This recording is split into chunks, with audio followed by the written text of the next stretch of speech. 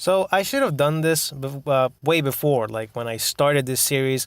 But what we're gonna do before the actual video starts is just going to sort of see what it is that I'll be using. So the actual build and weapons and all that. I mean, better late than never, right? Of course. So this is gonna be a level 65 Strength Arcane character. You can change up the stats and even the level range. Level 60-ish works for me. So Holy Moonlight Sword plus 10 with a couple of DLC gems. Nothing special there. The Tonitrus with 2 decent bolt gems and a crappy one. I don't know why.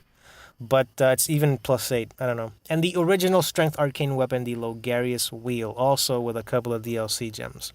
So with that out of the way, I hope that you enjoyed the video, and I will see you in the future.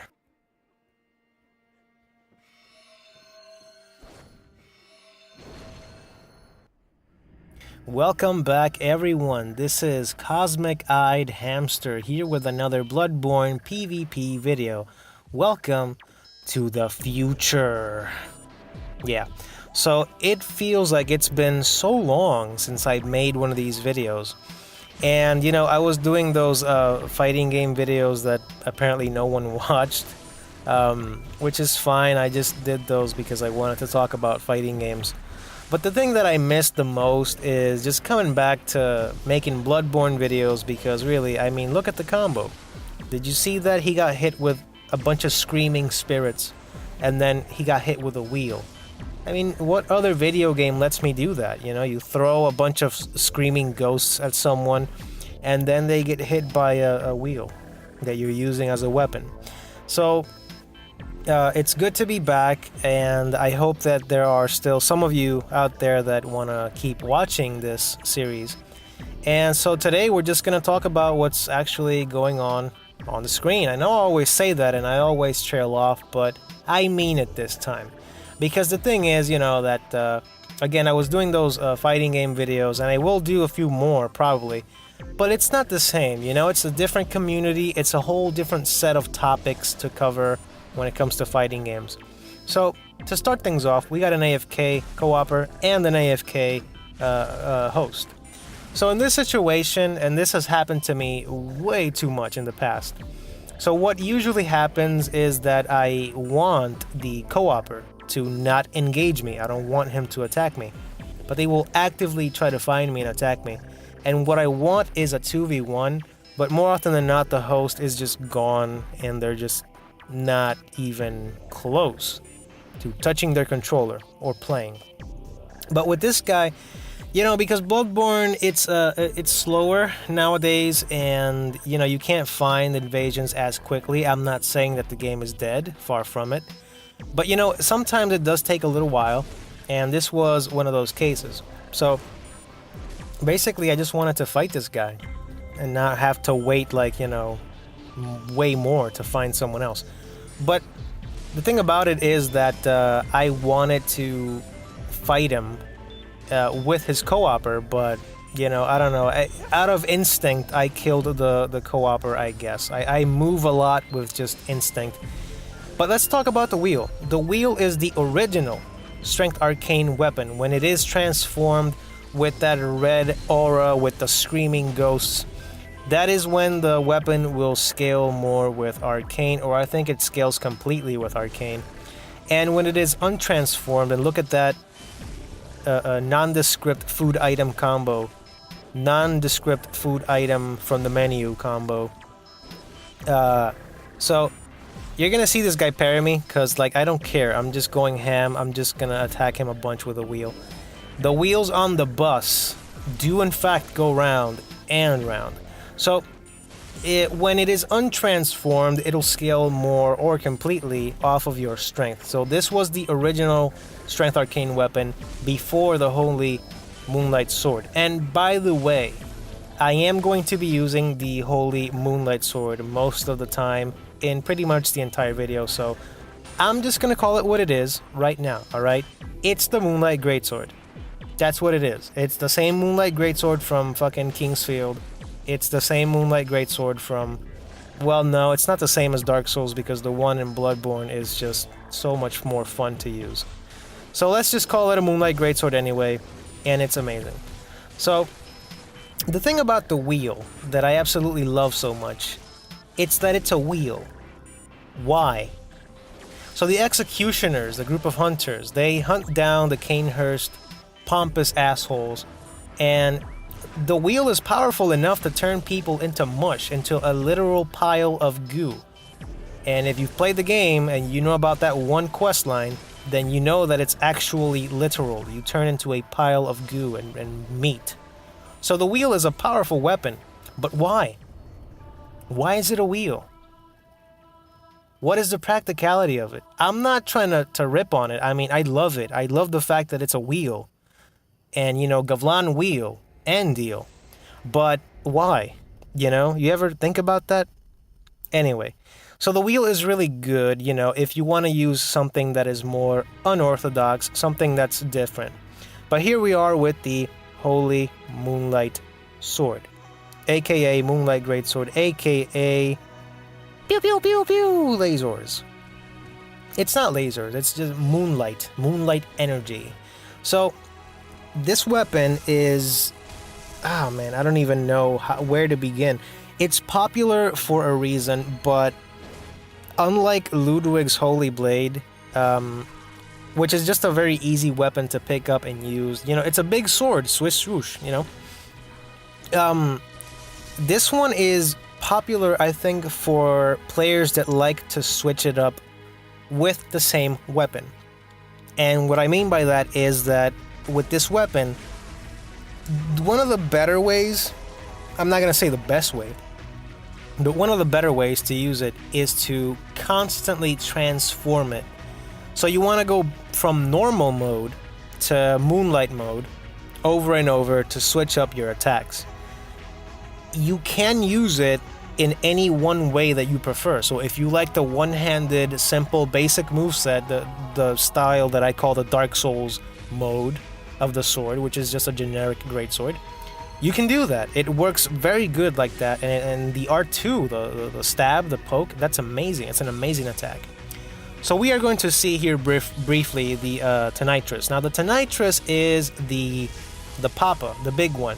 We all know the tiny Tonitrus that is a baby version of this. It shoots lightning in a straight line and never fucking hits anyone or anything. Fuck you, tiny Tonitrus. But this one's the big Papa. So this weapon, I'm going to be completely honest with you. Not for me. Not a fan of it. Not a fan of it for PvP. I do mostly use it for PvE purposes. But I tried it a little bit in this fight and a couple of others that I lost. Because I can't even. How do I Tonitrus? Because the range of the weapon, it messes up my timing and it messes up my... I don't know, I keep thinking that I'm gonna hit people with it and I just fall short by a couple of centimeters. And it's like, why? It's a cool weapon, I don't hate it, I just don't enjoy it specifically for PvP. So if you are a fan of this weapon, if you are a fan of the Tonitrus, I am so sorry that I am garbage with it, and I cannot find too much enjoyment with it during PvP. But anyway, so this is basically the only other time you're going to see me using it, but there is a plot twist, and I'll get to that. So with the Tonitrus, anyway, you want to equip a bunch of bolt gems on it, because when you go, when you transform it, it'll buff itself up with lightning, and you'll get a bunch of lightning damage, aka bolt. It's blue electricity. It's different, okay? It's not the same as in Dark Souls. Fuck off. So, back to the Moonlight Greatsword. This thing has deceptively long range, and those projectiles can really give you a very versatile style of play. You can fight long range, you can fight close range, you can fight mid-range because it has a bunch of range. So when it is transformed, I do find that it does have more range rather than when it's in Greatsword mode, just generic Dark Souls Greatsword mode. But the thing is that, you know, you gotta find the balance if you wanna like switch it up and you wanna confuse people and you wanna vary up your style and the moves that you're gonna be using. I really like this sword. I like every single move that it has. And while I'm not always trying at every single point in time to use every single move, that's ridiculous, I will say that I do enjoy it. It's a beast in PvP. It is absolutely ridiculous for PvE. In fact, one of the main reasons why I even made this character was to enjoy a simple PvE run with, the Moonlight Greatsword. I actually made it like a little challenge to go ahead and get this as early as I could in the game. So I had to fight Ludwig at low level, which was a pain in the ass, but strangely enough, and I should say that fitting enough, his second phase actually kicked my ass more. He was like, if you want this sword, I will 1v1 you for it, motherfucker. So he did, and I did beat him eventually and had my fun. So let's talk about something real quick, because like I said, I was doing those fighting game videos, and I wanted to come back to Bloodborne, and the topics that you can cover in fighting games are completely different from the topics that I want to cover in Bloodborne. And believe it or not, I still have a couple more things, or quite a few things, a lot of things that I can still cover with or about Bloodborne PvP. So here's the thing. I've touched upon this briefly before, but a lot of people used to say that fights in Bloodborne, they didn't really last long, and they're not necessarily wrong. The thing is, and this is what I kind of want to talk about at the moment right now, because I don't have any notes on me, for those other videos, even for a couple of these hunting ground videos. I have been writing down a couple of notes, and I kind of read them off and just sort of explain certain points that I want to talk about. But not for this one. I kind of wanted to just sit down and shoot the shit with whoever is watching or listening or whatever. All two of you that are watching.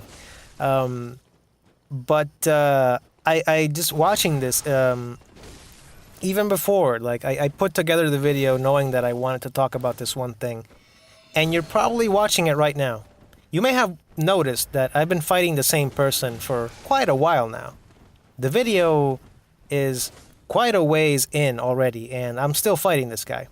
So I'm gonna let you make a little bet. How long will it take me to kill this one host? I'll give you five to the count of 5, okay? So make your bets, all right? 1, 2, it's the whole video. Yes, this is the entire video. It's gonna be me fighting this one guy here at Bergenworth. I know, it's amazing, right? So, one of the regrets that I have with this fight was that I was actually using my plus 10 Moonlight Greatsword. I did not want that. I actually, when I finished the fight and I checked, I was like, oh, damn it. I should have switched. I wanted to do less damage. But even so, you're not gonna see, like, ridiculous, like, right there, 264? That's not bad. That's not, like, one-shot damage right there. So, I still feel bad about it, but, looking back on it, it's not that bad, it's fine. But, back in the day, people used to say, fights in Bloodborne, they last too little, all the fucking streamers and YouTubers, and they were like, well, fights last they're too short. Yeah, because, like, people were using 327% attack boosting gems that you told them to use because you just have to one-shot people because that's the meta. First of all, why? Why meta in a fucking... Why? Why do you do this to yourself? Why? So, it is a crappy thing. I've mentioned it before, like, the blood gen system is ridiculous. It was a mistake. And maybe not the system itself, but the fact that you can get 327% attack boosting gems. That right there is ridiculous. And I do understand that, for some chalice dungeons, for example, the harder ones, you may want to have that because you want to have that damage for those really buffed up bosses. But the thing is that player versus player, with that setup, it's dumb. It was a dumb idea to allow that to begin with. But anyway, so the thing is, it is up to the invader, mostly, or just the player, to have some self-control. So if all these people would have had some self-control and said, hey, you know what, maybe I will have one 27%er, and then the rest of them, I'll put like an 18, a 20 maybe. Or they could do the other alternative, which is have one weapon with all 27%ers for when you are facing 3v1 situations. Which would, which would be fair enough, because back in the day, gankers and invaders were both rocking those 27%ers. So it was like the Wild West. Everyone was packing. So you would never know if someone was packing heat on their weapon until they hit you. And until they hit you once, and about 80% of your life is gone, because some idiot with a saw cleaver hit you from really far away. Because again, the saw cleaver weapons have ridiculous range on the R1s. I mean, for whatever reason. But if it wasn't because these fucking meme gems were fucking shit posted about forever, you need 27%ers, that's the meta. If that shit didn't catch on, then fights would have lasted a lot longer. I am still fighting this person, still. And, I'm doing pretty good damage. I mean, I do have it at plus 10, and I do have the gems that you saw that I have. It's like 20% and up. It's like the one that I have that's the highest, it's like 22% or something like that. So it's not really crap damage. And if I hit him with a nice counter hit, it's going to deal, he's going to know. He's going to know that I hit him. So the thing about it is that even when I'm doing more damage than the host, the fight is still taking long. Because, first of all, this is not an honor duel. This is a fight. As an invader, I am here to murder this person. And I guess when I put it like that, I can kind of understand why so many people hate invaders. We're basically murderers, really, because like there's no reason for us to come in here and just kill someone.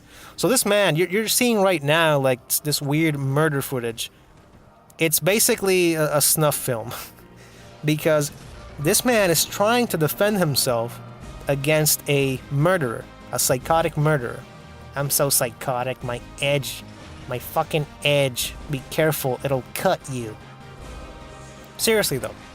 So, we are both healing, we're just fighting. This is a fight, not an honor fight club. There's still people out there that they join up some chalice dungeons.